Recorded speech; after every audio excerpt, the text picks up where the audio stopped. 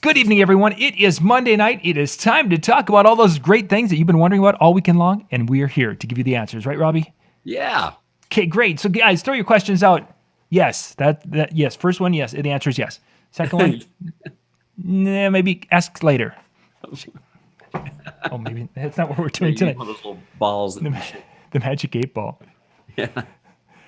Tonight, we're going to be talking about and if you guys read the title, we were going to be talking about the profit side of DJ conventions. And of course, for those of you who know Robbie and myself, you know that we have written a book on how to be profitable at DJ. No, yeah, it's just No. It's for you guys to attend the profit side. And that's what we wanted to share some of the stories and some of the ideas and such, because Robbie and myself, we have both been producing shows for a number of years, and we've been involved with shows as spectators and attendees and what have you. So, Robbie, let's just kind of dig into that a little bit tonight and share some of the behind the scenes of what's involved a little bit and what people can take away, and some of the stories that we've been that have been shared with us over the years. all right. But first, before we get into too much that side of it, let's give a little plug for what you've got coming up here in June. It's the Appalachian Regional Mobile DJ Symposium. We call it ARM DJs, keep it short and sweet. It's the 10th one, which is a big one. And pretty excited about it. It's kind of like the greatest hits of what we've done over the last 9 years. You know, of everybody that could make it and work into the timeline, that's what we put together. It's pretty exciting watching it all come together and watch so many people talk about it and making their plans to show up. Oh yeah, that really has become a destination for a lot of DJs in the summer. That people are planning their vacations around because it becomes a family event in Greenville. Yeah, and we're only about 60 minutes from Gatlinburg, which is apparently the number 2 wedding destination in the country, second to Vegas. And then Pigeon Forge, Dollywood, people may recognize that. And for a lot of the people in the Southeast, ARM DJs is kind of on the way to the beach. You know, we have a lot of guys that will come in with their families and stay in Greenville for the conference. And then after that, they're going to Myrtle Beach or down in Florida or whatever. So we have a lot of guys that kind of just plan that whole week out. And as Jimmy just pointed out in the chat room, we've got chats going on Facebook Live tonight, and we've got one on YouTube. I just put the link for the YouTube in Facebook Live if you guys want to pop over, because that's the YouTube one's the one that's very active. But Jimmy just pointed out that that people are going to be coming in on Sunday because you're getting married that day. Yeah, kind of crazy, huh? That's one way to going on. So hey, why don't we just get married? Yeah, my fiance, over the last 3 years, she's got to know so many of my DJ friends, and I wonder about that. I go, you're going to get to meet a lot of new people. I've got a few friends from around the country, and when I proposed to her back at Christmas morning, nice. She after a couple of weeks, everything kind of settled down. She goes, we've got to do this around ARMS. So we got so many friends that won't be able to come in unless, we do it around that. And, they're going to be here anyway. And she suggested this. She suggested it. I'm like, are you sure? Because I'm in show production mode. I want to get this. Yeah. You know how it is the week before a conference. You're just going batty trying to get everything together on top of your regular, gigs that you do, your events. And so I told her, I said, we're going to do a lot of pre-planning and make sure this all comes together, and super excited. It's on that Sunday, 5:00 it starts, and anybody that's coming to ARMS is welcome to show up, all the DJs. So we're doing invitation only for the locals, but as far as put it out to the DJ world, I'm like, hey, you guys are coming to the conference, come to the wedding. Come to the wedding and have it. I think they're going to like what we got planned. I could talk 45 minutes on the wedding. Well, that'll be a surprise for those who are attending. So it always. But actually, there's one thing I can say is that DJP, that won Master of the Mix on BET.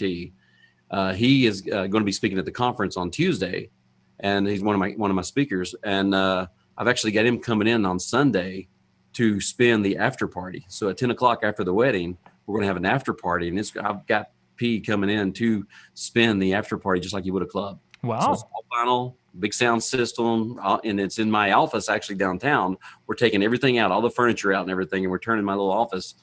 Well, it's not necessarily little, but we're making it into a little club for that night. So I may lose my lease after this, but we'll see what happens. Yeah, it's a small price to pay. That's a lot of guys. I think a lot of the guys are going to like hanging out with a DJ of his caliber, a club jock, but still, it's kind of fun to hear somebody do some magic on. It is. It gives a different feel. Yeah. Oh yeah. Than what we're used to when we're doing weddings each and every Saturday. Yeah. So let's dig into Okay. a little bit on the backside, and we'll come back and touch the schedule and such for ARM DJ, because there's a lot of people who will be watching this over, maybe not the ones who are watching live, those of you who are watching on recording. Thank you guys for joining us, by the way. I see Ada, and we've got about a dozen people watching on Facebook. I think we have about 25 or so watching, 30 or so here. So yeah, thank you guys. Doing these regional shows, we were able to introduce DJ conventions and high quality content to people that wouldn't have gone to Vegas or taken the initial risk. Talk about that for the people who come for the very first time, who've never been to an event. What kind of things have you heard from them? Well, I mean, even going back to 16 years ago when I first went to one of the bigger conferences, I remember leading up to that, just hearing everybody else talk about all this great stuff they were seeing, but I'd never, being in Greenville, Tennessee, eastern part of Tennessee, I'd never been around a big event. And if you've never attended a conference before, going to this, it's a special kind of magic. When you've got 100, 150 DJs that are around the region, usually about a 5-hour radius. But this year we have people all over the country literally coming in, but you get a chance to hang out with other DJs and stuff. And a smaller conference, there's less distractions. When you go to Vegas, there's a lot going on, and it's hard. You're so just burned out from trying to stay up late with everybody or going out to eat and all these different things. I mean, in Vegas, if you go out to eat, it takes 3-4 hours. Yeah. Yeah. So being in the small town America is less distractions. And the conference itself everything about it, people experience the whole thing, kind of go through the timeline and the experiences that we have placed. And to me, that's the magic about any small regional event. I've always enjoyed the smaller events I've attended. Yeah, I think that camaraderie that a person is able to develop, and we experienced that back when we attended one of the first regional events was Mid America back in Louisville. Yeah. And that whole idea is basically you're there, and for like 2 or 3 days, you're just doing life together with DJs. So there's going to be things pop up and ideas and questions, and you're just able to really immerse yourself, even if you're not talking shop all the time. You're just able to immerse yourself. With the keynote speakers, Yeah. One-on-one. I mean, to me, that's kind of the thing. When you're in Vegas, everybody's pulled back and forth. You don't see these people that much. Yep. That are on the stage. They're kind of distant to you. You still get this great knowledge, but you just don't get that one-on-one time. And I mean, DJP, when he first spoke at my conference, the night after getting speaking, he had an early flight. So he was hanging out in the lobby till about 3:00 in the morning. And we just talked about vinyl and collecting records and different things. And I got 3 or 4 hours of just in the lobby, me, him, and about 2 or 3 other DJs hanging out and just talking turntables and mixing and clubs, and it was so awesome to get that one-on-one. That's probably one of my top 10 memories of hosting a conference, this conference over the last 10 years. Yeah. Having that one-on-one time, and that's something you'll notice, and it will spoil some of the new guys if they come to a regional event and you get all that one-on-one, time. You get to go out and eat and hang out with these people. You get up in the morning, you eat bacon with them, and lunch and like I say, you're sitting right beside the keynote guys, or the guys that are speaking are in the audience taking in the knowledge too. They're attending the conference, and the sponsors. I mean, I noticed one of the sponsors for this is NLFX Pro. Yeah. And Ben's right there, right in the middle of things. We even dunked him in a Dunkin' booth one year.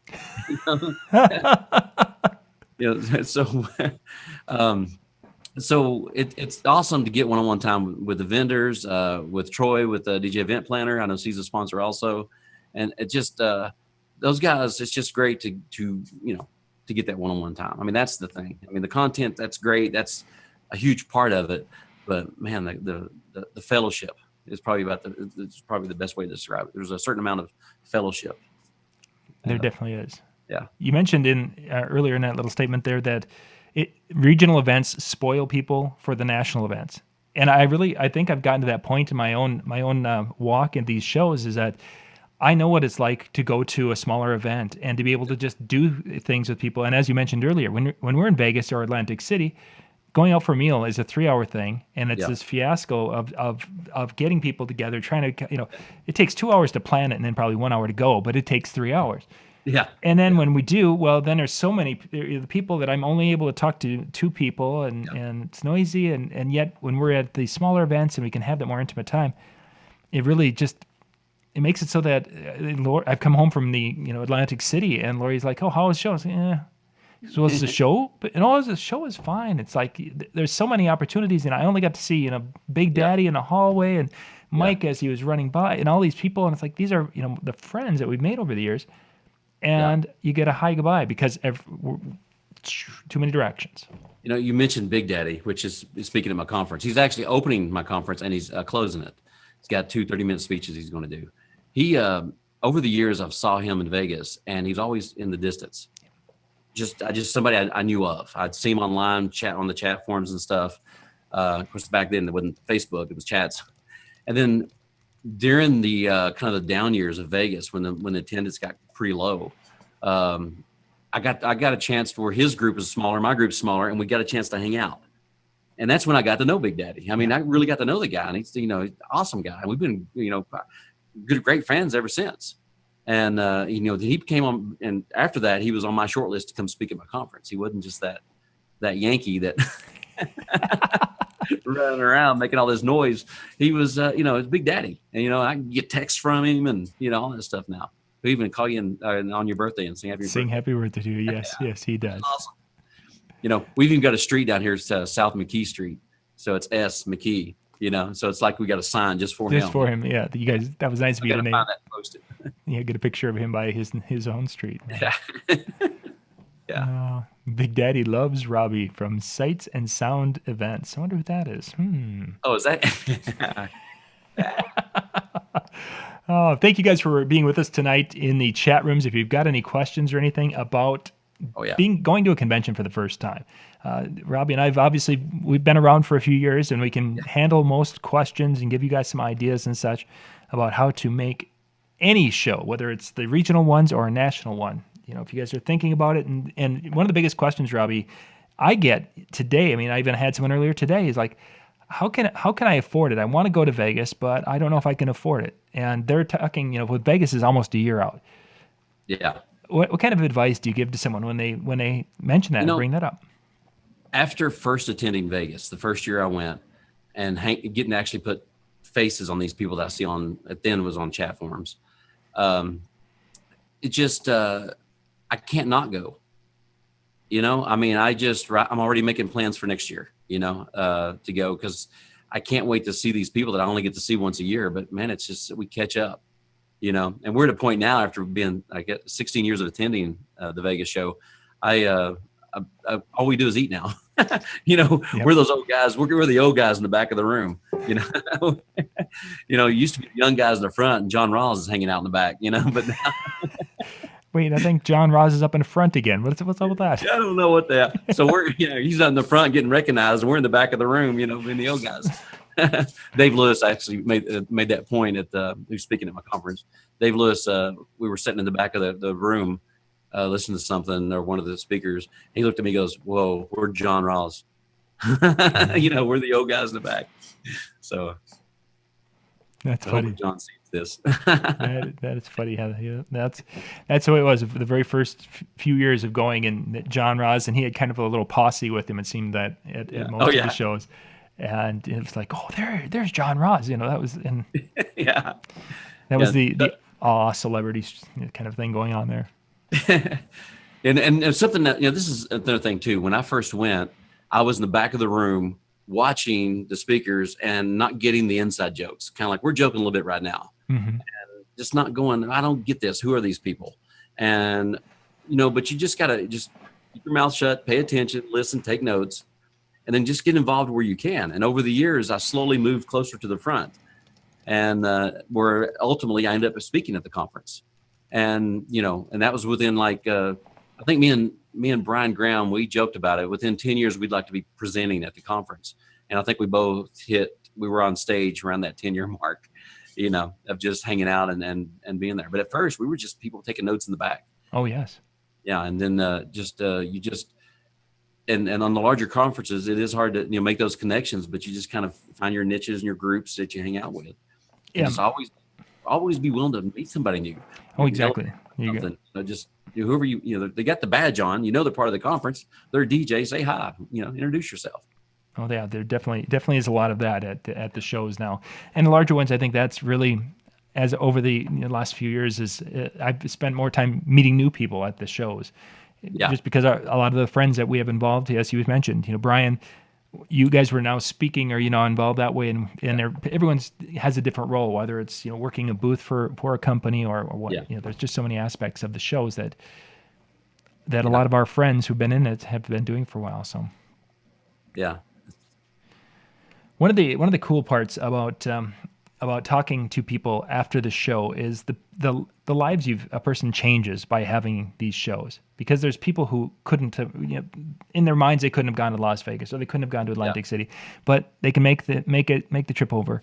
So it's their first show, they get there, and then they come back a year or two later and they tell you the story. Yeah. And I'm sure you've had stories like that. I've got testimonials, and I'll start crying if I really start talking about it here in a minute, of people that have attended my conference and they just didn't know. They, I was that point once, I just didn't know what the possibility of this great business is. We get into it just rock and roll and playing music and being the star. And, but there's actually a business there and you can make money at it. You can do it full time. And I've done this business full time now for 26, getting close to 27 years, full time. And I tell people, if I don't do a good job, I don't eat, and I eat. If you ever seen full figure, bacon's not cheap, man. And he loves it. Yeah. So, that's the,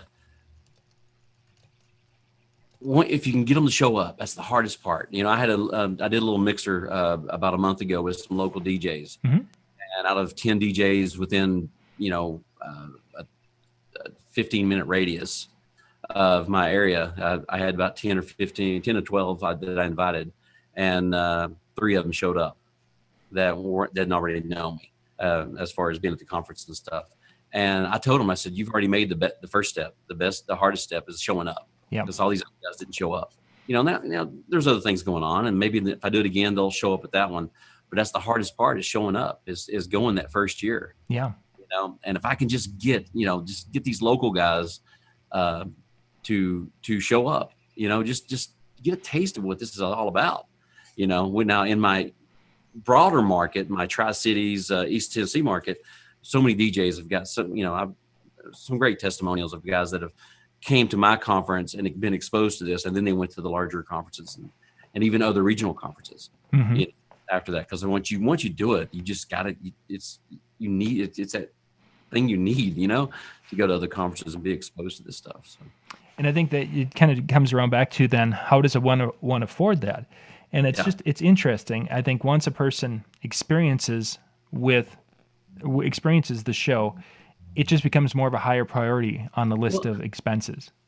It's not an expense. It's an investment. I mean, of course, your salespeople say investment, but if you could have booked one more event off of it, or if you can raise your rates $100 because of something you learned, if you get one little idea that creates midweek income or whatever, then it's going to pay for itself. When I do a bridal show, I know going into it, if I get one wedding, I'm covered. It paid for the expenses. Anything over that's profit, So I go in there, and if I book 3 or 4 weddings, 10, whatever, that's a great thing. But I know what I need to cover. Same thing with going to the conference. I know going there's going to be one idea that I'm going to get, and maybe something small, but it's going to add something to my show or something to my business that I can take and I can multiply. And I can just about every year I can track something down that touches that. And it's sometimes it's so unexpected where some of this stuff hits.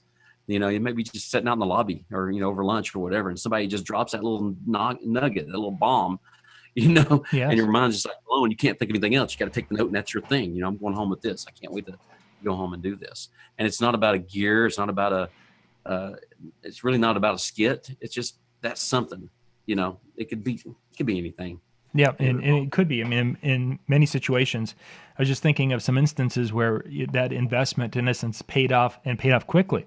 The very first time we saw Todd Mitchum, and we were talking about before we went live is Todd Mitchum. There's Todd Mitchum, the presenter, and then there's Todd Mitchum, the performer. Yeah. And just watching him work the crowd and on the microphone, and I'm watching one thing while Lori's watching another. We're both watching Todd Mitchum, but we're getting two completely different things, and it's taking some of those ideas, and it's like, oh my goodness, I never thought about some of the things the way he presented or where he performed. And those ways drove referrals for 2 or 3 years after that. Randy Bartlett's DVDs. If you get a chance, you need to check those out, Robbie. They're really quite good. I've got them, but I haven't opened them up yet. Yeah. I think they might be collector's items. They might be. They could be. Maybe eBay. If Randy ever retires, it might be worth something. Exactly. Maybe you should see him get him autographed or something before he gets too old to write. Yeah. Well, he's coming in June. He'll be there. I saw that. He's going to be doing kind of a towards the end of the show there. That'll be awesome.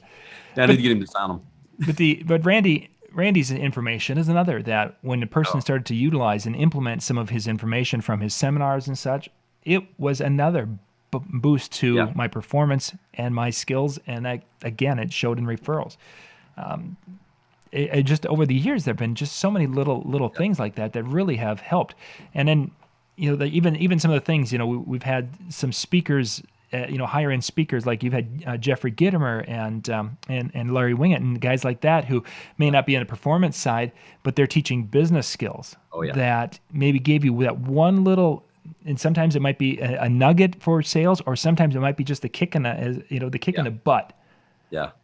And it's like, oh my goodness gracious, I can do that. Wingett, this last year, he made one point. He said, if you're going to do something new, you want to add something, you want to bring something new into your life or do another thing, what are you willing to give up? Because your plate's already full. So if you're going to do something else, you got to give up something else. Yep. And that was, even if it's like, I'm just a hobbyist, I got the little day job, whatever, am I giving up? What am I giving up? I'm giving up something, to add this next thing. And people have to think about that when you take on a new task or whatever. And when Wingett made that point, that was pretty good. That really hit home to me as I'm at a stage in my life where I'm trying to think about retirement. Yeah. I mean, we got to, so what am I willing to give up to get to the next thing? If I want more vacation time, I got to give up something else. For sure. Vacation. You know what a vacation is, right? I've read about it. Yeah, I had people think I'm on a vacation when I go to Vegas, but precisely, yeah. Our vacations become, maybe we have that 2 hours before we have to catch the airplane in Vegas. Look at this, my honeymoon this June after my wedding is going to be a conference. It's going to be ARM DJs. It's going to be awesome. Yeah, that's my honeymoon. I still that she said yes, we're going to do it, or she brought up the idea of doing it in June. Yeah. It was very important to her that they're DJ friends, and very important to me too. That yeah, for sure. So I was like, all right, let's do it. Oh, that'll be fun. Because there are mutual friends, and there's some crazy and fun folks in that group. That'll be a lot of fun. Big Daddy will be there, and Big Daddy will be there. Can you believe he's riding in the car with Mike Walter? Or actually, can you believe Mike Walter is riding in the car with Big Daddy from wherever they come from up north, all the way down to East Tennessee? That'll be an interesting. I'm sure we're going to see some. There should be a video camera set up in a corner. Yeah, there's going to be some live. I'm sure that there's going to be some really cool things because I bet that's why Kelly and Mike are on there too right now. It's not to go and have some time together. It's just to prepare on the road live stream for Big Daddy and Mike on the road. That'd be Mike's next product. Actually, if the two of them would just sit down and be talking, shop, and record, that would be a fabulous because the years of experience, years of experience and knowledge and genuine passion for the industry. I mean, there's two people right there that definitely have an incredible passion for our industry. Yeah. They made that drive before, I guess. That would be a long. Yeah, Mike Walter, he was a little frazzled after that drive. That's got to be a long drive here. Just checking our chat rooms to see what we're keeping up with that on Facebook. Great. Robbie, let's talk about this schedule now. For the links and such, I need to. You know what? I don't even have that in the. I didn't even put that down below. So I'm going to put the link. But go ahead, start us off now. Date when things kick off there Monday. Okay, so. Of course, Sunday is actually Father's Day. And the plan is, the reason I do this, I'm actually start my event on Monday is people can do the Father's Day thing. A lot of guys will do their family Father's Day thing, and then they'll come on down Sunday night. In the past, a lot of the guys have showed up Sunday night, for the conference. And what's happened as a result of that, they get together early Monday morning, and a lot of them are going to play golf. So even though it's not a official ARM DJs event, it's kind of become that thing that a lot of guys love to do. So they'll go. There's DJ golf 10 o'clock or 10 o'clock in the morning. They all get together and go to one of our local golf courses. We have some amazing golf courses down here. It's a beautiful area down there. Oh yeah, yeah. Definitely Then, a beautiful area.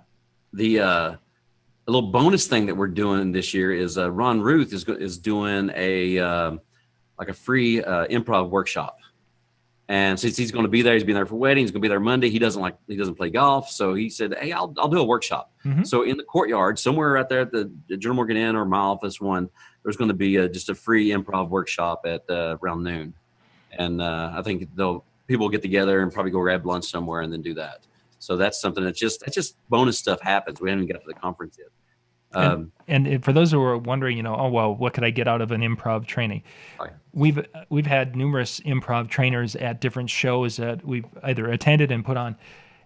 And I think that's one of the most overlooked skills. And this is a Todd Mitchum thing, really. Oh, yeah. Yeah. Very much. Todd Mitchum is just huge in that being in the moment with people and listening and reacting to what they're saying and what they're giving you and then making gold of that. And Ron has really become a student of that in the last, number of years. He's been taking comedy training and classes and doing on-stage things. So that's going to be a lot of fun. Yeah, Definitely a lot of fun. I'm actually, it's day one of my honeymoon, but I'm thinking I'm going to attend that one myself. It's really allowed me. Oh, funny.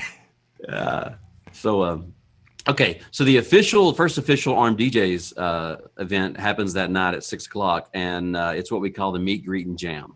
I'm a fan. If I sit down in the middle at a buffet and there's dessert, I'm eating dessert first, and that's the way I look at this: is eating dessert first. And what we do, and I think it was Brian Harris made the comment about 12 years ago that a lot of us DJs, and I say us, I'm not one of those, but a lot of DJs have done some time on the stage as a band member. Yeah. Some things, play guitar, some drum, and they thought it'd be pretty neat if they got together and do something like that, just jam.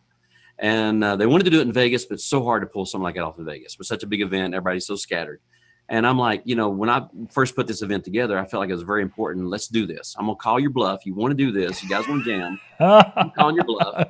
I'm going to set up a full back line. And I did. I brought a sound guy in. We did the full back line. Everything was there. All they had to do is show up and jump up on the stage. And, it's magic.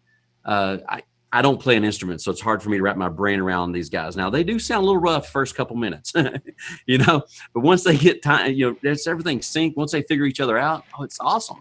And as other DJs were showing up at the conference the first year, they're like, "Who's the band? I thought we were." No, that's these guys. That's Ed Frank. That's Brian Harris. That's these guys up there. Randy Carroll. They're just doing their thing, and so that's become a pretty magical part of the night. So this year, what we're doing is we usually start at 7. We're starting at 6 this year, and I'm bringing a local band in called the J Storm Project, and they're a funk kind of a funk jazz band or jam type band. And the reason I'm doing that is to fill in the holes. Like if we don't have a bass player or we don't have enough to keep going all night, their bass player will fill in. But they're going to open it up. They're going to do about 30 minutes, open it up, and really set that tone. Think Prince. Think that kind of sound. That's Jay, man. He rocks it. And they also got horns. We've never had anybody playing horns. So this year we'll have little horns added. And here's the really cool thing is Ben Stowe is showing off. He's doing the sound this year. We got EV providing the sound system. And Ben's bringing in this amazing mixer. I don't know if I can say it yet, so I won't say anything about it. But it's some high-end mixer that people in bands love. Yeah, so he's got a few toys. I'm pretty sure I should have cleared that with him. I better not say that. But anyway, he's going to be running sound, and he's bringing overkill. I'm like, you don't need that much. No, we need headroom. Go ahead. All right, Ben, don't get me kicked out at the hotel, the first night. So, and that's that night. And it's just magic. Listen to these guys get up there and they'll just riff and then somehow get up and sing. And, Alan Berg, you mentioned earlier, he played one year, was last year, played keyboards. I think he was on bass a little bit too. And it's just awesome watching these guys get up there and people that you just didn't know that, you don't see them in that lights.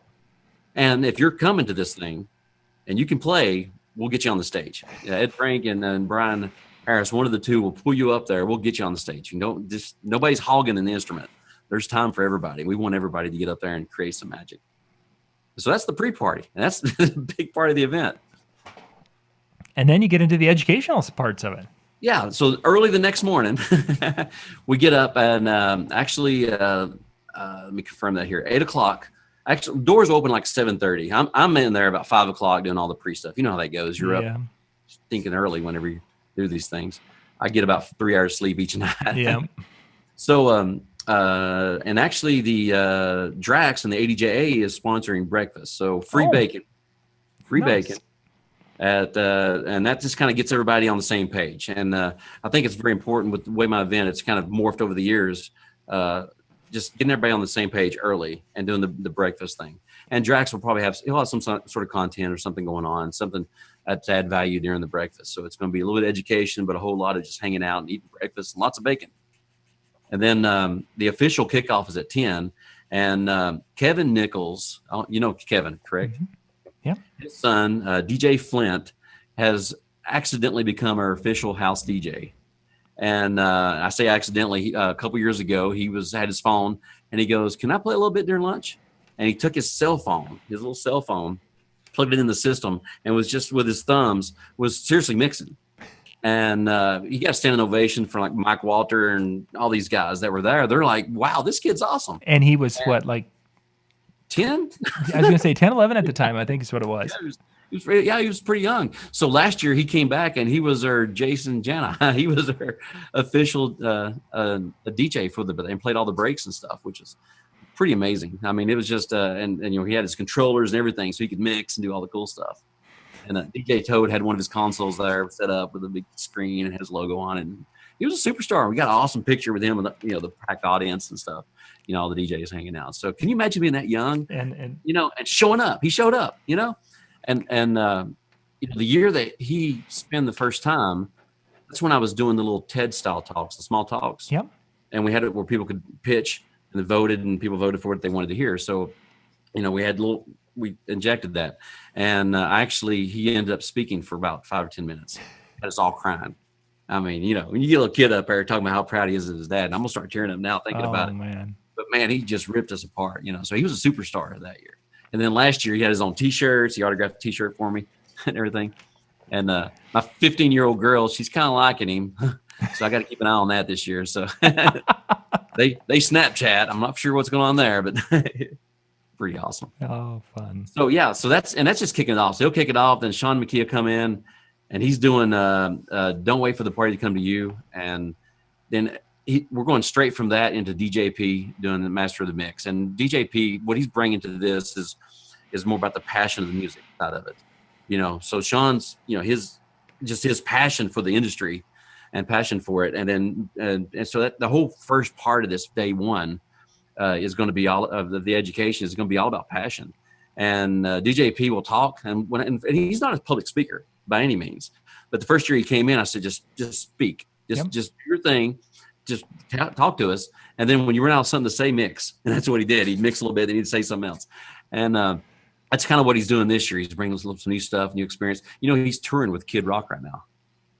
So I had to make sure we had to work that out in the schedule to make sure he could make it to this. And that's a pretty awesome gig right there. So yes, he's going to have some cool stories to tell, I'm sure. And then we break for lunch. Now, what I do for lunch is I don't want to, I have, over the last 2 or 3 years, we've done this format where we give everybody an hour and a half just to go do lunch. And we're downtown in downtown Greenville. There's some great little sandwich shops. The hotel's got a great restaurant, and there's little shops around the area that the attendees can go to. So they'll kind of scatter for about an hour and a half, and usually somewhere within walking distance, and then they'll come back. And that second part of the first day of education, Peter Murray will kick off after lunch, and he hasn't got me his. I always challenge Peter to come up with something new. I say, "You're going to speak at my conference. I want something you haven't done before." And so he hasn't told me what he's talking about yet. He'll probably write it the night before. It'll probably be.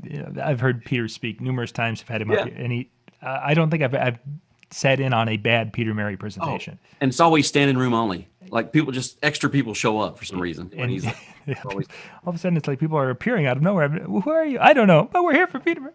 But and a kudos to this that Peter Murray is that Peter, there was the ADJ named an award, the Peter Murray Leadership Award, and you actually were awarded that one year. I was in the audience whenever they called you up on that. No, you're alive. I was, yes, that was a telephone interview that I had no idea that was. Yeah, Bill Herman was doing the interview, and that was pretty awesome. So yeah, Peter's. For those that don't know who Peter Mary is, if he's important enough in the industry to have an award named after him, and and he's going to bring it. And he's doing a workshop. He's actually doing a workshop as bookending my conference. So on Monday and on was it Tuesday, Thursday, is his Make It Grand. Mm-hmm. I think it's the workshop that he's doing for intros. And stuff again, the contents. Peter's another, as I mentioned earlier, there was things that I took from Todd Mitchum and I took from Randy. When it came to weddings, Peter was the guy. Yeah. And he is the guy. Don't get me wrong. He wrote the book. He literally wrote the book. But his tapes, or at the time, his CDs that he had on... his tapes. Yeah, exactly. I know. I'm just aging myself there talking about these things. I've got one of the tapes. But they were just such great information. And that's why we had our very first year of doing something up here in Minneapolis. We just had Peter Mary because he had enough solid quality content and could give value to the point where you would pay for a full pass just to hear him speak for the day. So I've actually drove to Louisville, Kentucky to take his workshop, professional process workshop. Yeah. And I need to take it again. I need a refresher on that one. Yeah. Good stuff. So moving right along here, Ron Ruth will be right after Peter Mary, and Business Unscripted, Improv for Wedding Pros. And that's, there's a whole description on the website about that, but he's going to, I mean, we already talked about Ron. I mean, Ron's just got it, and he's so inspired by Disney, which makes me a huge fan right there off the bat. The fact that he's so inspired by what Disney's done. I'm really excited about that. Was it a couple years ago, he did a thing, DJ Johnny Awesome. Yes. Where he came up and he did the whole skit, which was pretty funny. I may have to get that video and put that out there before the conference. That was, I saw a bootleg version of some of, not all of it, because I think whoever started recording was late on recording it. But well, you didn't know what was getting ready to hit until it hit. Yeah. And it was Ron. I mean, if you know Ron, if you see him, you don't think that side of him. But when he's on, as Johnny Awesome, he's acting, he's doing his thing, and it's just it's a differend character. It was good. Yeah. And then the president of the American Disc Jockey Association, Dr. Drax, is going to do a little talk, the imitation game, and it's really, he's going to be touching on, and he kind of gave me a little quick overview on it. It's about technology and what it's doing to our business. He's been giving some teasers on this one, talking about how we as DJs could be replaced by technology, because that's been a real big area. And Drax was the first one talking about back in the late 90s that someday DJs are going to be taking a hard drive or a computer and doing that, and we were all scoffing and laughing. Just a little thing. And now we're to the point where he's talking about the ability for computers, and he's been researching and working and looking at different things, so he's going to have some good information about that aspect of it. And then rounding up the education for the Tuesday, the first day of education, is Mike Walter and Music History for the Mobile DJ. And if you follow Mike Walter, he's got an article. He's been putting out a different article every day with music history on it. And his whole thing is, knowing the history of some of the music that we play. And I'm liking where he's going with that. And so he said that's what he wants to present. That's what he wants to bring to the table here. And I'm pretty excited to see what he does. That'll be gold. Yes. Yeah. It's been a fun year following him. If you guys don't know what we're talking about, Mike Walter, look for Mike Walter on Facebook and click follow, because every day he posts another story about this day in music, and it's great stuff. I think tomorrow's going to be crisscross. Yeah, because he's starting to put teasers down. Yeah. Yeah, he does a teaser about it, and then he finishes up around 6ish, and then we take about a 2-hour break. People can go do lunch, do whatever. And then at 8 o'clock, we're having we call it a spin-off. It's not really a competition, but we're going to have various systems set up, different decks to play on. And DJs are just going to get up there and take turns. And DJ Flint and Kevin's kind of running point on that. Kevin Nichols, they'll do, it's just, we did it last year for the first time. In the past, we've done karaoke and other little things. We've done trivia, different things on that night, just to do a mixer. But last year, I had a couple of DJs say, hey, we need to do our version of a DJ spin-off and let these guys do their thing. And it's pretty interesting. Guys get 5, 10, 15 minutes on stage, and it's inspiring to hear some of the mixes they come up with, and Ultimix was a big part of this last year, and I'm pretty sure they're going to be a big part of it this year as far as music. Denim was a sponsor last year, and we put an Ultimix loaded the player up with a lot of their music to play and stuff like that. So Ultimix we'll be giving some swag giveaways and stuff like that. So that's very nice. Before we get into day 2 of the education, let's talk about, now you had a special discount code. I want to make sure we're going to mention that, and we'll wrap up with day 2. So, because there's people out there who are, I know, have been mentioning on the different chats that they would have interest in going. So link armdjs.com. They go there. What do they do? All right, go there at armdjs.com. On the very top or bottom, there's all kinds of different places to click to go to Eventbrite to buy your pass. And we're close to the room's not, it's only so big, the ballroom, and I think we've got just right around 30 passes left. And I'd love after this video to have them sold out. It'd be so awesome to say so there's around 30 seats left. The promo code that you want to put in is, did we lose you, John? No, we're breaking up there. We heard promo code, and then I lost you. Yeah, that's suspense, right? Yeah, exactly. It's the TV. No, the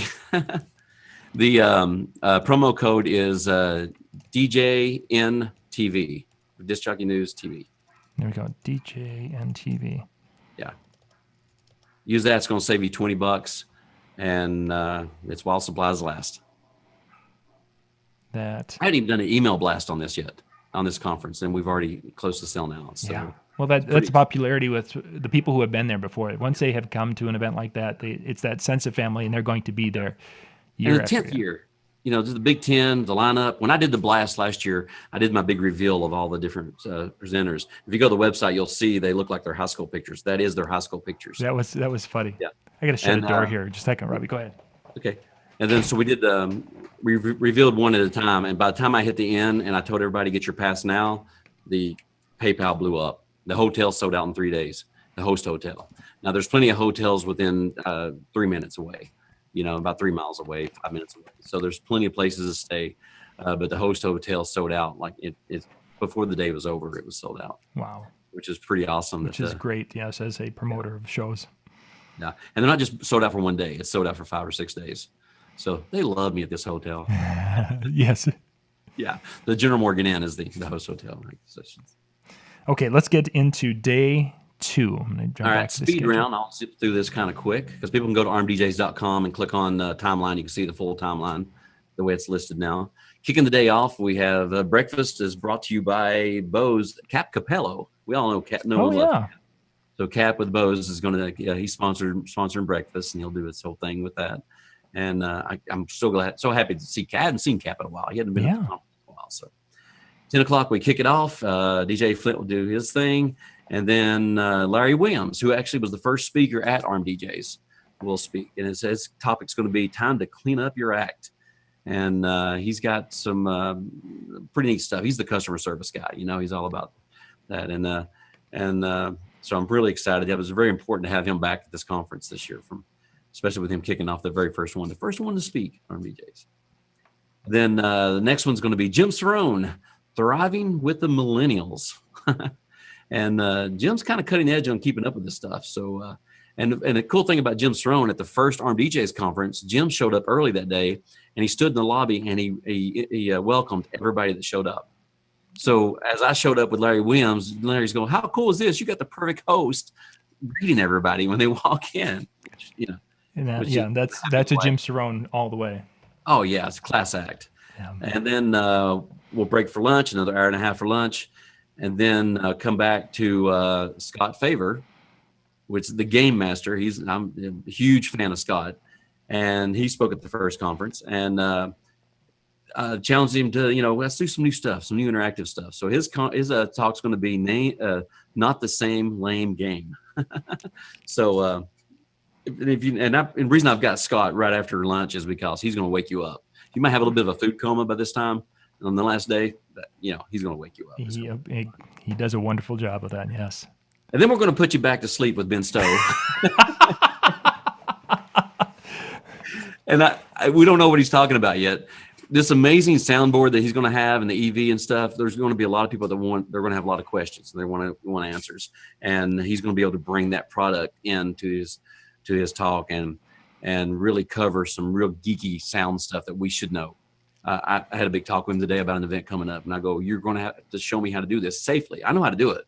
I just need to know how to do it safely." Yes. And so he's going to help me out with that. So he'll be speaking, and then after that, Dave Lewis from Hawaii, and Dave's actually my officiant that's going to be marrying me and my fiance. So pretty excited about that. And his talk's going to be "Who Have You Helped Lately?" Part 3. And this gets pretty heavy because the first year it was about helping the vendors, or for the first couple times he gave the speech or versions of the speech, it was about helping vendors. If you help enough people get what they want, Zig Ziglar, Yep, you'll get whatever you want in life. Mm-hmm. And his whole thing, Dave is one of those guys. When you talk to him, and in the first 30 seconds, he's figured out what you need, and he'll just start hitting you with all these just amazing nuggets of what you need in life. And I've seen him do it, whether it's financial advice or show advice or music, whatever it is. Motivation. That's a big old huggy, everybody loves, and he's known for doing these little think tank meet and greet type things, and he loves to pick your brain and figure out what he can do for you.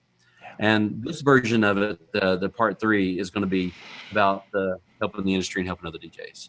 And he's working on a bigger description on that. He's going to get to me, but he feels like at this point in life, it's good to help other guys in your market. And it comes back to help because he, without giving too much away, his story is last year in Vegas, not this spring, but last year in Vegas, he was sick and caught some kind of bug before he got to Vegas. And then his family went to Mexico. And once he landed off the plane in Mexico, he pretty much passed out. He was that sick. So he's in another country sick. And long story short, he was tied up there for a while trying to get better. They took care of him, and he's great now. But he couldn't get back fast enough to take care of events, or he wasn't well enough to take care of certain events.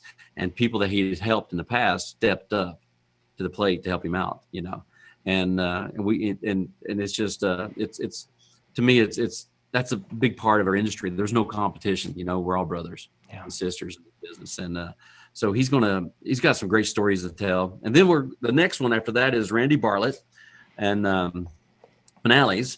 And I don't know, I don't know what Randy's got planned there. He hasn't gave me the full bio on that one or the full description on that one yet. But the title fits towards the end of what I'm doing here. Being ending the conference out at 10, and having the last day or that last day of the conference. Randy's always been gold. And I'm pretty excited to see what he's going to bring to the table. Yeah. And then Sean McKee does his last little 30 minutes, which is going to be "Smile as Loud as You Can," which is something he accidentally said at ARM DJs a few years ago, and everybody tweeted it like crazy, Facebooked and everything out. It became like it's his battle cry. His mantra, "Smile yes. as loud as you can." And then after that, we're done. I'll walk out the stage, take my Verizon phone, and drop it. The drop the mic.